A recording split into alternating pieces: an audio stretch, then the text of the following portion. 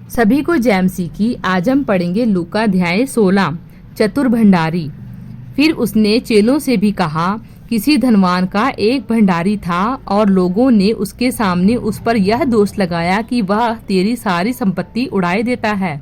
अतः उसने उसे बुलाकर कहा, यह क्या है जो मैं तेरे विषय में सुन रहा हूँ? अपने भंडारीपन का लेखा दे, क्योंकि तू आगे को भंडारी नहीं रह सकता। तब भंडारी सोचने लगा, अब मैं क्या करूं, क्योंकि मेरा स्वामी अब भंडारी का काम मुझसे छीन रहा है। मिट्टी तो मुझसे खोदी नहीं जाती और भीख मांगने में मुझे लज्जा आती है। मैं समझ गया कि क्या करूंगा, ताकि जब मैं भंडारी के काम से छुड़ाया जाऊं तो लोग मुझे अपने घरों में ले लें। तब उसने अपने स्वामी के देनदारों को एक एक करके बुलाया और पहले से पूछा, तुझ पर मेरे स्वामी का कितना कर्ज है? उसने कहा, 100 मन तेल। तब उसने उससे कहा, अपना खाता बही ले और बैठकर तुरंत 50 लिख दे। फिर उसने दूसरे से पूछा, तुझ पर कितना कर्ज है? उसने कहा, 100 मन गेहूं। तब उसने उससे कहा, अपना खाता बही लेकर 80 लिख दे। स्वामी ने उस अधर्मी भंडारी को सराहा कि उसने चतुराई से काम किया, क्योंकि इस संसार के लोग अपने समय के लोगों के साथ रीति व्यवहारों में ज्योति के लोगों से अधिक चतुर हैं। और मैं तुमसे कहता हूँ कि अधर्म के धन से अपने लिए मित्र बना लो, ताकि जब वह जाता रहे तो वे तुम्हें अनंत निवासों में ले चलें। जो थोड़े से थोड़े में सच्चा है वह बहुत में भी सच्चा है, और जो थोड़े से थोड़े में अधर्मी है वह बहुत में भी अधर्मी है। इसीलिए जब तुम अधर्म के धन में सच्चे ना ठहरे तो सच्चा धन तुम्हें कौन सौंपेगा? और यदि तुम पराये धन में सच्चे ना ठहरे तो जो तुम्हारा है उसे तुम्हें कौन देगा? कोई दास 2 स्वामियों की सेवा नहीं कर सकता, क्योंकि वह एक के से बैर और दूसरे से प्रेम रखेगा, या एक से मिला रहेगा और दूसरे को तुच्छ जानेगा।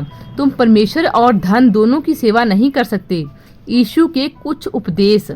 फरीसी जो लोग थे ये सब बातें सुनकर उसे ठट्ठों में उड़ाने लगे।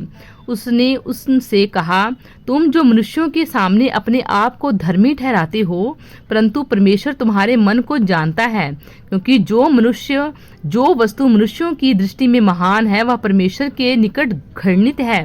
अवस्था और भविष्यवक्ता यूहन्ना तक रहे, उस समय से परमेश्वर के राज्य का सुसमाचार सुनाया जा रहा है और हर कोई उसमें प्रबलता से प्रवेश करता है। आकाश और पृथ्वी का टल जाना व्यवस्था के एक बिंदु के मिट जाने से सहज है। जो कोई अपनी पत्नी को त्याग कर दूसरी से विवाह करता है वह व्यभिचार करता है, और जो कोई ऐसी त्यागी हुई स्त्री से विवाह करता है वह भी व्यभिचार करता है। धनी मनुष्य और निर्धन लाजर।